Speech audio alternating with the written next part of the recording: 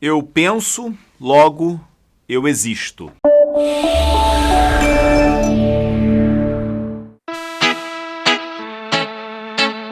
Essa frase foi escrita pela primeira vez por um filósofo chamado René Descartes. Descartes é o pai da filosofia moderna, do pensamento moderno. Tudo aquilo que a gente entende por racionalismo, por pesquisa científica, por reflexão indutiva, dedutiva, todas essas questões que estão na base do pensamento humano na modernidade têm a sua origem no pensamento de René Descartes. O pensamento cartesiano é parte daquilo que é o ser humano nos tempos modernos. É claro que há muita crítica ao pensamento de Descartes, e é natural que assim ocorra porque já são 500 anos de reflexão a partir desse ponto de partida. Mas é bastante interessante pensar nessa assertiva inicial de Descartes. Penso, existo. Pensamento, reflexão, raciocínio e existência. Para muita gente, o pensamento tem a ver com a natureza humana. Tem a ver com o fato de que temos uma habilidade natural, inata, intrínseca, de o cérebro pensar pensamentos.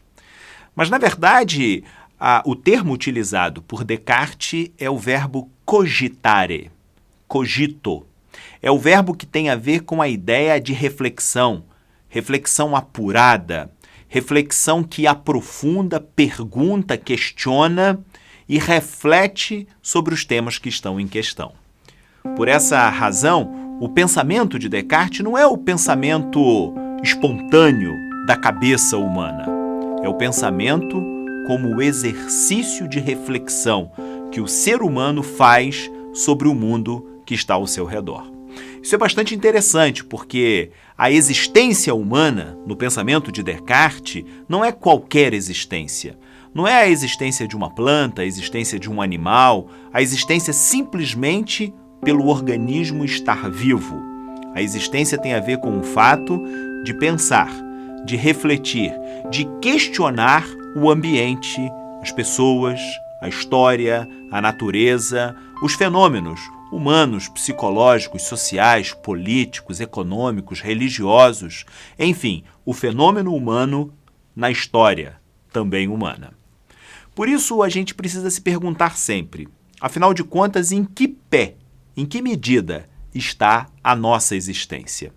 Pensamos sobre o mundo que está ao nosso redor ou simplesmente reproduzimos pensamentos que vêm de outros e que de alguma maneira são incorporados por nós?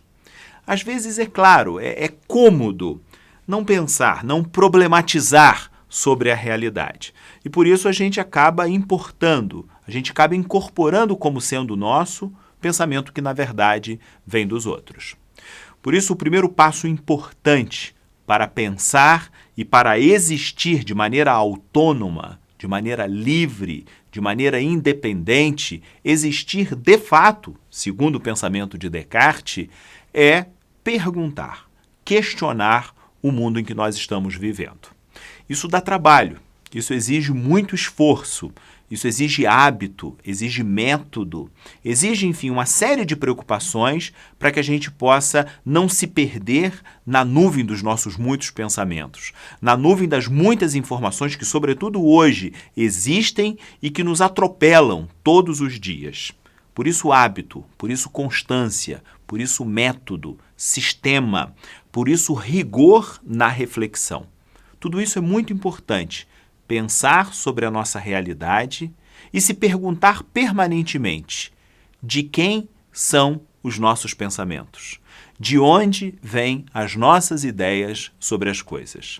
As coisas que acreditamos sobre política, sobre religião, sobre educação, sobre valores, sobre sexualidade, enfim, sobre cultura, sobre arte, sobre esportes, todas as ideias que nos povoam, que povoam a nossa mente e o nosso imaginário, de onde elas vêm? De quem elas pertencem? São efetivamente nossas ou nós estamos tomando emprestado de outros e nos servindo dela de maneira acrítica, sem uma reflexão consistente a respeito dessas mesmas ideias. Por isso é tão importante, ao falarmos sobre pensamento, termos consciência disso, que há determinados momentos que a gente lança a mão. Afinal de contas, nós, isolada, pessoalmente, não temos condições de pensar sobre tudo e de maneira autoral, de maneira inaugural, inovadoramente, pensarmos e sabermos sobre tudo a partir do zero. Nós nos baseamos naquilo de outros que vieram antes de nós, outros que estão ao nosso redor, que nos ajudam a pensar sobre a realidade. Nada de mais nisso. Por isso a pesquisa, por isso o estudo, por isso a investigação sobre o pensamento dos outros. Uma educação que efetivamente faça diferença na sociedade é uma educação que tenha esse horizonte diante de si e que tenha essa base atrás de si.